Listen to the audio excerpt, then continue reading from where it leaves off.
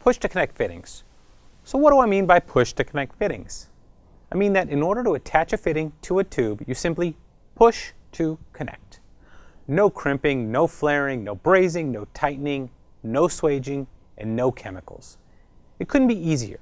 Technically, TIFCO's Q-Tight and SharkBite fittings that work with CPVC PEX and copper pipe are technically push-to-connect, but today I want to focus on a broad group of fittings that are compatible with nylon, polyurethane, PVC, and air brake tubing. These. Let's get right into it. Why push-to-connect? Let's assume you have a nylon tube and you need to put on a male connector in order to screw it into another fitting. Well, just press the tube into the fitting and you're done. If you try to save a few cents and use a compression fitting, you need to unscrew the fitting, then slip on the sleeve, and no, actually the nut first, and then the ferrule, and if you have soft tubing, don't forget the tube support.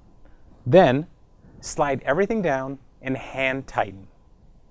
Hope you have the correct wrench size handy, and who has two of the same wrench size handy?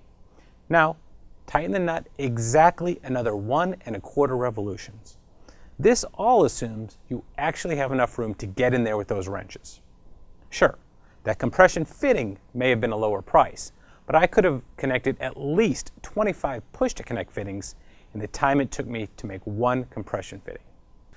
So, are you really saving any money with compression fittings? Within this group of products, we can further split push-to-connect fittings into brass and composite, metric and imperial, and DOT, air brake, and industrial. Let's go over what all of that means, starting with brass. Brass push-to-connect fittings simply have a body made of brass. They are heavier than the composite version and a bit more expensive, but are more durable and often have a higher operating temperature range. Generally, they come in either an unplated brass or a nickel-plated version, which offers greater corrosion resistance. Composite push-to-connect fittings have a body made from plastic polymers like polypropylene or polybutylene. They are less expensive and lighter weight than brass, but a bit less rugged. However, both brass composite push-to-connect fittings have comparable pressure ratings. They both have thread sealant pre-applied on all threads and will work in the same applications. Metric versus imperial. This is pretty straightforward. Metric push-to-connect fittings work with metric size tubing, while imperial works with fractional sizes. DOT air brake versus industrial.